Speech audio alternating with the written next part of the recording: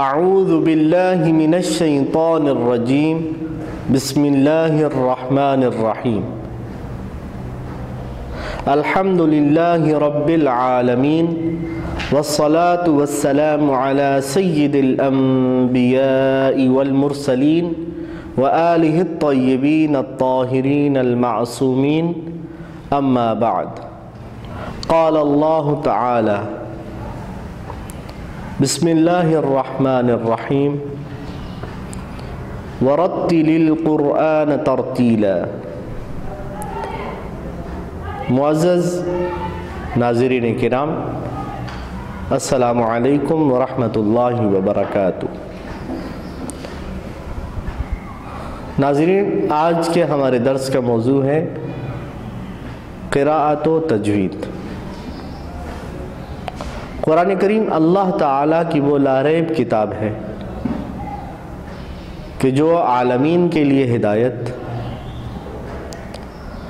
اور رسول خدا صلی اللہ علیہ وآلہ وسلم نے اس کتاب کے بارے میں فرمایا کہ یہ تمہارے لیے نجات کی ضامن ہے۔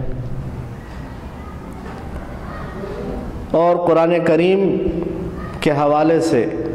رسول خدا نے بہت زیادہ تاکید فرمائی ہے، خصوصاً اس کو تلاوت کرنے کے حوالے سے فرمایا اقرأوا القرآن بألحان العرب وأصواتها، کہ قرآن کو عربی لب و لہجہ میں تلاوت کیا جائے۔ قرآن کریم عالمین کے لیے ذریعہ نجات ہے۔ قرآن کریم ایک عالمین کے لیے پیغام ہے، لہٰذا قرآن کو ایک ایسی زبان میں نازل کیا گیا کہ جس کے بارے میں آپ کو معلوم ہے، فرمایا انا انزلناہ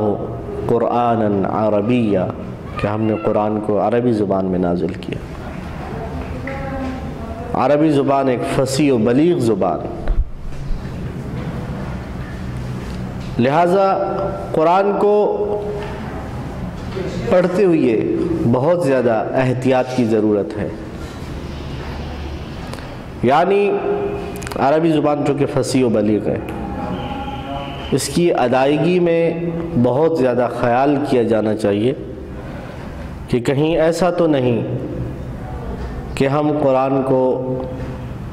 پڑھ تو رہے ہیں لیکن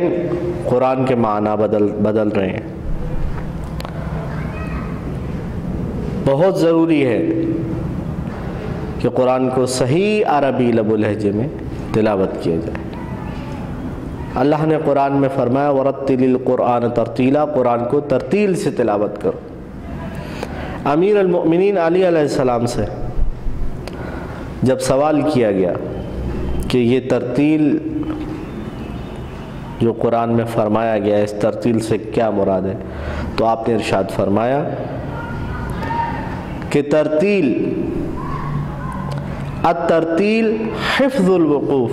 و بیان الحروف، کہ وقفوں کی حفاظت کرنا اور حروف کو صحیح بیان یا ادا کرنے کا نام ہے ترتیل۔ تو قرآن کو ترتیل سے تلاوت کیا جائے، اور رسول خدا نے فرمایا عربی لب و لہجے میں قرآن کو پڑھا جائے۔ قرآن جس زبان میں نازل ہوا اس کا خیال کیا جائے۔ چونکہ ہماری زبان اردو یہ قرآن کے قریب تر زبان ہے، اور ہم اکثر جب قرآن کی تلاوت کرتے ہیں تو ہم اپنی زبان کی طرح، جیسے ہم اپنی زبان میں گفتگو کرتے ہیں، ویسے ہی قرآن کو پڑھنا شروع کر دیتے ہیں، اور بعض مقامات پر تو نعوذ باللہ اس قدر غلط پڑھا جاتا ہے کہ قرآن کے معنی بدل جاتے ہیں۔ جیسا کہ کچھ لوگ جب سورۃ الاخلاص کی تلاوت کرتے ہیں تو دھیان نہیں رکھتے ہیں اور کہتے ہیں قل هو اللہ احد، یہ قاف کو صحیح سے نہیں پڑھتے، یعنی قل نہیں پڑھتے، تو اس کا معنی بدل جاتا ہے۔